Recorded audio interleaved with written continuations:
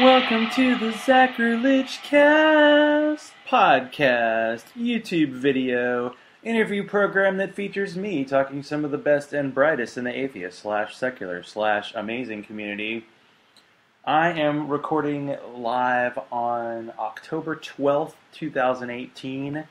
I have no guest today. I didn't get a guest this week, and therefore, I'm just going to talk. Right down to earth in a language you can easily understand. So I wanted to talk about ReasonCon. We'll go for the most recent news, and then we'll kind of do a nice, fun recap. So, Gene, who's been one of the main organizers of ReasonCon since at least the second year and possibly the first, has been kind of under the covers, been saying to people, I'm going to let you know, next year, ReasonCon, April, we're working on dates, we're working on guests, and on October 10th, I'm going to tell you when it's going to happen this year. And on October 10th, Gene made an announcement, as he said he would, and that announcement was that there would be no ReasonCon this year, and there will not be any ReasonCon going forward. Which, for a large percentage of the atheist community who has been to ReasonCon or has heard the rumors and the stories and the legends of ReasonCon, it's been nothing but disappointment. And what I wanted to do today was not to rage. I feel like there's been a lot of rage lately, but I don't want to have a single drop of rage toward the ReasonCon producers in the past. I have no idea what it takes to do a conference. I just know it's a lot of fucking work, and there's really no money in it, and people just don't get that side of it. And I know, I wonder if the 2-year break between just meant they had been working on it constantly for 2 to 3 years, and this was a second job for people. So I don't really blame anybody. I kind of wanted to just, hey, look at this relationship you had in your past, and it broke up, and maybe you were heartbroken about it, but remember all the good stuff that happened. And that's what I want to do. So initially, I heard of ReasonCon after the 2014 version happened because of Bobby Carey doing his recording for No Religion Required, and that was the first No Religion Required that I listened to, and the first year of ReasonCon was organized by Cash of Atheists on Air, and he kind of financed it, and then he kind of disappeared. And it was a relatively small gathering, and everybody that was there who was a podcaster and plenty of people who weren't just got together in a hall, and Bobby was probably the only sober one there, or the only one sober there who knew how to work equipment, and his equipment worked beautifully that night, by the way. And they did this show, and it was great, and you don't often get to hear your podcasting kind of heroes just hang out and shoot the shit. They are doing shows every week, they are booking guests, they're researching, they're trying to come off as well as they can if they're talking to somebody who's a Christian. And it's another job that most people do that they don't get paid, or they get paid a very little amount. But to just hear everybody talk and hang out and maybe discuss the community and discuss the conference, as soon as I heard that, I knew I was going in 2015. And it was going to be, I had gone to a few local events, but I had never actually gone to an atheist conference before. So when I went in 2015, I had just started doing the show. I somehow convinced the powers that be that I was a podcaster, even though my show wasn't technically a podcast yet. I was only recording it on YouTube and just leaving it there, and hoping that that was good enough, because that was the show I could do at the time, still kind of is. So I showed up, and I'm wearing some of the atheist t-shirts that I had, and I was a little afraid how it would go, because even wearing like a Freethinkers T-shirt going out in Atlanta, Georgia was like, oh no, someone's going to say something. And of course nobody did, because you'd have to really, really read that shirt to know what was happening. And you were just among friends, and we hung out, and we knew each other all from the internet and from being in chat rooms of shows like No Religion Required and Barroom Atheist, and we just all hung out in our rooms and had a good amount to drink and gave each other crap. And Chris Maley took the infamous picture of my ass, which has now made me kind of the ass of the atheist community. And it's also considered legendary and has its own moons in gravity well. And it was good. We had a lot of people talk, and then after it happened, I don't recall a lot of backlash other than Chris Watson, and I'll go ahead and ask him about what happened there. But for the most part, everybody who went had a great time, and everybody was really looking forward to 2016. So we roll around 2016. We come back to the conference. Everybody knows each other a little better. There are more people there. There are more podcasters there. I get to hand out more of my business cards. I got 500 business cards for my show, and I've probably handed out like 30 in the past 4 years or 3 years. And there was kind of a mix of people who would go to the talks, and then there were people who just came to hang out. And they had some pretty good talks. The main headlining guy was Lawrence Krauss, because there's only one guy who can talk about physics, and he's the one, and he's famous atheist, and he actually went to some science thing, protest that happened, I think, in Charlotte that day. Gonna cough a bit in this show. So he was there, and there was hanging out, and there was merriment. And what I like about ReasonCon as opposed to other conferences I've been to is you stay at the hotel, all the events are there. If an event is outside, then please reach out to Jim Dobler, because he'll give you a ride so he can show you some of the local brew pubs that are in Hickory and North Carolina. Good beer state. But all the events were there. I think we may have gone out once or twice. And I do recall Brian and Lexi and I getting lunch on Friday. And a lot of the people actually showed up early. So once the conference completed and my bathtub full of beer was not consumed, hard to believe, and I drove home with a nice hangover, we all were like, okay, in 2 years, and that's what the producers, the people who put this together said, in 2 years we'll do it again.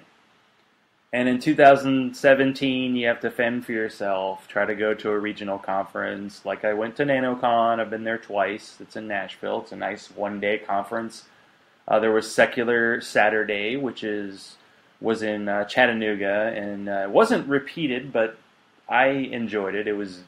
Felt like almost even shorter than a day, but I did stay in a hotel and had a great time, and got to hang out with Hugh Mann, one of the patrons of the show, and got to ride in his throwback Corvette. Although it did warm my beer a little bit. It was a little hot that weekend. But we all planned on meeting again in 2018. Jeannie lives in Vermont. That's a motherfucking long-ass drive to Georgia. Not to Georgia, to fucking North Carolina. All about the same, I would assume. Was going. Deborah Smith in Florida was going. Almost every other person I talked to in the past 2 years is going. And I feel like I gave ReasonCon a nice plug just about every episode of the show I was on, because I was always asking people, where can we recreate this? Assuming that, hey, we're going to compare every conference and every atheist gathering we go to this event that was going to come up in 2018 and was going to be amazing. Well, it's not going to happen. So now what are we going to do? First of all, this is the only time in probably human recorded history that people were mad or sad that they can't go to Hickory, North Carolina. I'm sad that I can't meet up with some of the people who live in North Carolina, like Jim Dobler and Professor Steven and Jean and Rachel, and I'm sure I'm missing a bunch of people, because about half of the atheist population in Hickory definitely, and probably the entire state was there. Some of the bigger podcasters were there. And the question is now, what can we do? We have to honor this event that we went to. Well, we don't have to, but I want to because I thought it was great. And it's a comparison, I guess, for a bar that is set. We keep setting the bar lower and lower in our politics, so let's set the bar higher when it comes to conferences. The only problem is I don't know if it's possible to do something like ReasonCon again. Because one thing that conference did was everybody there felt unified.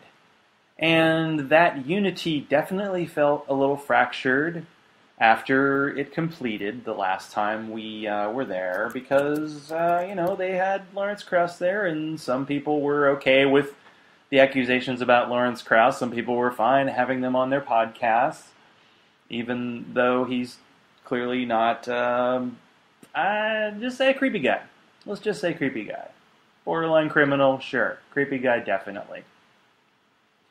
And I have a feeling that every potential guest and attendee that was going to come to this thing had to get a level of scrutiny that no one even thought about in 2015. Well, let's put that back. White privileged males like me never thought about it. Women thought about it. It was a big deal at the last one because North Carolina passed one of those dumbass bathroom bills, so we had to just let our friends know we support you. And the fact that you have to think about harassment, about the way certain atheist famous people act at conferences, you have to consider these things now. And there are people who don't want to think about it. Why is Donald Trump such a popular guy? Because people don't have to think about it. They just go, we're winning. Whatever he says is true. We're fine. And we want to be that way about certain aspects of our life. We don't want to be skeptics about our sports teams, maybe hiring someone who has a violent past. We don't want to think about the brewery we like maybe being a little bit racist in hiring practices. We don't want to think about, we did vote for Hillary Clinton, but her husband's a rapist, possibly, definitely on the creepy list, possibly a Hall of Fame creepy guy. We don't want to think about that. We want to have a part of our lives that is clean. And we have to realize that's not true. And we have to know that we might have to live within a subsegment of a subsegment of a subsegment and hope that we have enough people to actually get together. And maybe these gatherings have to be virtual. I've seen some atheist, secular kind of gatherings that have been just online, like YouTube shows. I know Adam Collins did one where it was just YouTube personalities or podcasters. Each person would get an hour. They'd go for like 12 hours. And it would be kind of like a conference. We had to figure out, maybe conferences aren't the way. We can always go to the American Atheist Conference, which is next year in Cincinnati. That seems like a good place to be. Still a little fuzzy about American Atheists, David Silverman and all that. But we have to just realize that the world has changed, and for some people, it hasn't really changed that much. And for some of us who have been kind of asleep at the wheel, now we have to finally pay attention and realize that to do conferences, we have to be really considerate. And to almost every single person there, we have to consider what kind of experience they're going to have. Are people always going to be looking over their shoulder, thinking someone's going to be hitting on them, or they're going to be inappropriate? Are we going to be able to find a place where we can all hang out and relax and have a good time? And those of us who like to have a bathtub full of beer and those of us who don't really want to drink anymore can hang out and get along. We still need these connections. We still need people that think like we do, and that doesn't mean they think like we do 100% of the time, and that can be okay sometimes, and sometimes you have to draw a line, and you have to decide where that line is. And I think I've just reached my line of blabbing about the show. I'll throw in a quick live read. The David Smalley Christiosity kind of debate on sexual assault or being inappropriate is I'll share it Because it's another example. First time I went to ReasonCon, David Smalley was there, one of the most famous people there. His Dogma Debate show was a show I listened to every week. I used to contribute to I Am Fourth. And much like, well, this is different than ReasonCon, because ReasonCon, I really don't have negative feelings about it at all. But Dogma Debate, when it was on, and when it was great, when it had really good co-hosts, like Aaron Ra and Rachel, it was a really good show, and it was needed. And every week, there weren't that many shows, and I would listen to all 3 hours of it and be great. And that kind of ended. And there's some shows like The Thinking Atheist I just don't listen to anymore. And I don't know if I necessarily have bad feelings toward the host. I'm just done with the show. But it definitely seems that David really wants to be a personality, and he really doesn't seem to care where his audience comes from, because his audience has definitely shifted. More in the MythCon, he was very excited to be in 3 different sessions at MythCon this year. And when it came down to sexual assault and issues, it was because he had been accused of acting poorly, and he believed it was a direct result of that was it hurt his Patreon base. It hurt his money-making ability. And the question is, if someone does get accused and it isn't an accusation that is 100% true, what do? Well, I still think you listen to women. But you listen to that show, it is like a 3-hour, some of these YouTube discussions do go on and on and on, and that can be a problem. But we're going to cut it off for this week. I will definitely find a guest for next week. Maybe don't even have them yet. But there will be an episode with other people on there. I really do need to get Deborah and Jeannie on to just talk about where they want to talk about, because they're smart, and I'm who I am. So if you want to support this show, be like Bobby, Hugh, Teodi, Larry, Daryl, the other Daryl, and go to patreon.com/Zachrilege. Zachrilege.cast@gmail.com is my email. Check out the page on Facebook. I try to let you know what I'm listening to and all that. And since I'm just recording this in the middle of the day on a Friday, I am just going to say thank you for listening. Honor ReasonCon. Tell the people there they're amazing. And let's find our new ReasonCon. We all need a ReasonCon.